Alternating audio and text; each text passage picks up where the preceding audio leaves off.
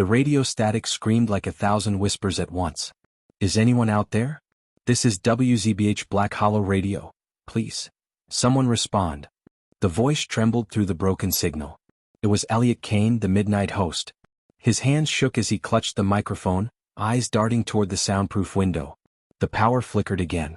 Only the red on-air light glowed, bleeding across the dark studio like a warning. Outside the glass, the hallway was empty, except for the faint outline of something moving in the dark. It wasn't human. It twisted, tall and shadowy, with flickers of static crawling across its shape, like it had been pulled out of the radio waves themselves. Please, if anyone can hear me, Elliot whispered, voice cracking. This is the last broadcast from Black Hollow. It's inside the station. The door creaked. A cold wind pushed through, carrying the faint hum of radio noise, even though the speakers were off. The thing stepped closer, its face blank, its body humming with broken signals. The feed cut. The entire town of Black Hollow went silent. Beginning, the calm before. 3 days earlier, Elliot Kane was just another late-night DJ. Black Hollow Radio wasn't famous. It played old rock songs, local news, and ghost stories to the small mountain town that surrounded it. The station sat on the edge of the forest, an old wooden building with an antenna that sometimes hissed with static when it rained. Elliot had always joked that the tower was haunted. Everyone in town laughed. But that week, something strange started happening. Listeners called in saying they heard voices between songs. Not the usual background noise. Real voices. I was listening to your show last night, said one caller, a man from the gas station. Between the music, I heard a woman whisper my name. Another said, your radio told me to go outside. When I looked out the window, someone was standing in my yard. Elliot laughed it off on air. Black Hollow's getting spooky early this year, he joked. But when the lights flickered in the studio and a voice whispered his own name, Elliot, he stopped laughing. The investigation. The next evening he arrived early. The forest was thick with fog, and the road up to the station was almost invisible. The antenna's red light blinked faintly through the mist. Inside everything looked normal. Except, the recording booth door was open. It was never open. He stepped inside, the air colder than outside. On the console, one of the reel tapes was already spinning, though the machine wasn't powered. He reached out to stop it, and heard his own voice. This is WZBH Black Hollow Radio. Please. Someone respond. The exact words he hadn't said yet. His stomach turned cold. He yanked the tape free and tossed it aside. But when it hit the floor, the speakers across the room crackled to life. Static. Then whispers. Then laughter. Rising fear. By midnight, Elliot couldn't focus on his usual show. Every time he played a song, strange sounds crawled beneath the music. Distant breathing, soft knocks, even footsteps. He switched to the news section to distract himself, reading headlines about missing hikers in the woods nearby. As he spoke, his mic light flickered, and a second voice echoed his words, delayed, distorted, and whispering from the speakers. The missing hikers have not been found. Have not been found, have not been found. He slammed the switch to mute. But even with everything off, he could still hear it. The whisper came not from the speakers now, but from behind him. Extreme ending of Chapter 1, the first manifestation. Elliot turned. The studio lights dimmed, and in the reflection of the soundproof glass, he saw it. A tall, flickering silhouette standing in the hallway. Its body looked like it was made of static, its face melting in and out of focus like a bad signal.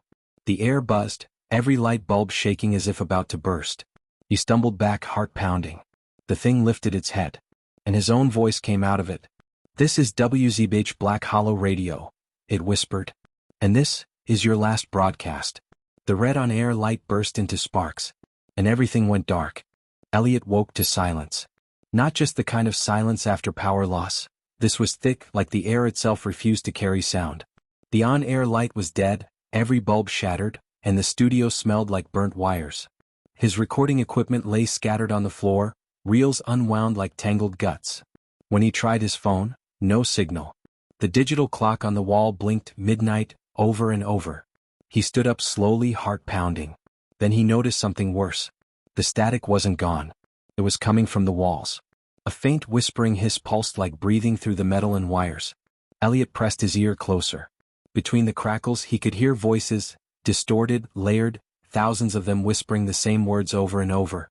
Stay on the air, stay on the air, stay on the air. He stumbled back, knocking over a mic stand. The sound stopped instantly. Then from the main hallway the station speakers turned on by themselves. A familiar voice came through. His voice. "This is WZBH Black Hollow Radio. We're still here." The morning after, "Something's wrong outside." Elliot bolted for the front door. When he pulled it open, a cold fog rolled in so thick he couldn't see 5 feet ahead. The forest that surrounded the station was gone, swallowed in white mist that hummed faintly like electricity. He called out, "Hello? Anybody there?" No answer. Only the low buzz of static echoing through the fog. He stepped down the porch steps trying to find the dirt road that led to town. But the more he walked, the more he realized he wasn't going anywhere. The path just looped back to the station. After the third time circling back he froze. Through the fog the radio tower loomed, taller than before. Its red light blinked unevenly like a heartbeat. And beneath it he swore he saw shadows, figures standing perfectly still facing the building. Elliot whispered, "What the hell?" The figures turned their heads toward him. He ran back inside, slamming the door shut. The recording started again. Back in the studio the power suddenly flickered on. The mixing console lit up, meters jumping. The computer restarted on its own, opening his broadcasting software automatically. The screen read, "Live, on air, signal locked." He hadn't touched anything. He wasn't even connected to power. Then, one by one, his old recordings started playing through the speakers. His shows from months ago. But every time his past voice finished a sentence, another unknown voice answered. "Elliot, past, tonight we're taking requests from." Unknown voice, "We're taking souls from the air." Elliot, past, "Welcome to another night in Black Hollow." Unknown voice, "You never left." The sound warped. The laughter from before returned, low, broken, inhuman. Elliot unplugged everything. The monitors, the cables, even the main power cord. But the sound didn't stop. It kept echoing through the walls like the station itself had become one giant speaker. Then came the knock. The visitor at the door. 3 slow, heavy knocks on the glass window behind him. Elliot froze. He turned and there it was. The same figure he'd seen before, standing outside the recording booth. Tall, featureless, its body glitching like bad footage. It tilted its head as if listening to the silence. Elliot stumbled back, trying to reach the emergency exit. But the figure raised its hand. The speakers all around him exploded to life again, and this time the voice wasn't his. It was a chorus of voices. Men, women, children, all whispering, overlapping. "Finish the broadcast. We can't leave until you finish. Stay on the air." He screamed and smashed the main console with a chair. Sparks flew. The sound cut. For a few seconds there was peace. Then a faint crackle returned, this time from the mic on the floor. He looked down. The mic light turned red. On air. Extreme ending of Chapter 2. The loop begins. From the mic came his own trembling voice, live again. "This is WZBH Black Hollow Radio." He didn't say it, he couldn't even breathe. But the mic repeated it louder. "This is WZBH Black Hollow Radio." The soundboard switched on again by itself. The door behind him creaked open. And through the glass the shadow figure began walking in. The radio tower outside blinked faster, like it was sending out a warning signal to something unseen in the fog. Elliot grabbed the mic, shouting, "If anyone's listening, please, help me. Don't tune in. Don't." The rest was swallowed by static.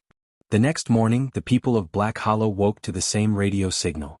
Every car stereo, every kitchen radio, every clock with a built-in tuner, all locked on one station. WZBH 96.6 FM. No one could change it. The air was filled with static and faint screaming. Between bursts of noise, Elliot's voice echoed. "Please, help, it's inside the station, don't listen, don't." Then came silence.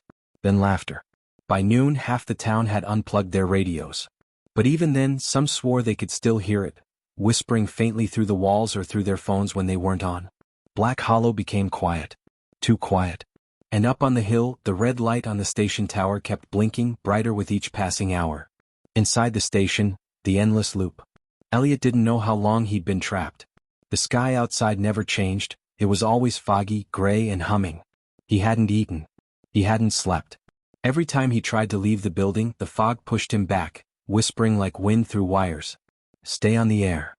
The studio lights would dim and he'd hear the static footsteps again, slow, dragging, circling him like wolves in the dark. He tried to destroy the equipment but it always repaired itself. The mics would switch back on, the lights would flicker red, and his voice would echo through the station without him speaking. This is WZBH Black Hollow Radio. He screamed at it, "Stop. Stop saying that." But the mic only replied with a distorted version of his own shout, layered with dozens of other voices, voices of people he didn't know. Some sounded young, some old, and one sounded just like himself, only deeper and broken. "You already did this before, Elliot. We all did." The truth in the archive room. Desperate, he ran into the old archive room, rows of dusty shelves filled with tapes dating back to the 1970s. The air smelled of mold and burnt ozone. He grabbed one of the oldest reels and played it on the last working tape deck. The audio hissed to life. At first it was just a man's voice, steady and calm. "This is WZBH Black Hollow Radio, signing on for the night." Then static. Then screams. Then silence. He played another. And another. Each one ended the same way, a DJ begging for help, the sound of footsteps, and then silence. Elliot realized, horrified, that he wasn't the first one. Every host before him had made the same last broadcast. The next morning, the people of Black Hollow woke to the same radio signal. Every car stereo, every kitchen radio, every clock with a built-in tuner, all locked on one station, WZBH 96.6 FM. No one could change it. The air was filled with static and faint screaming. Between bursts of noise, Elliot's voice echoed.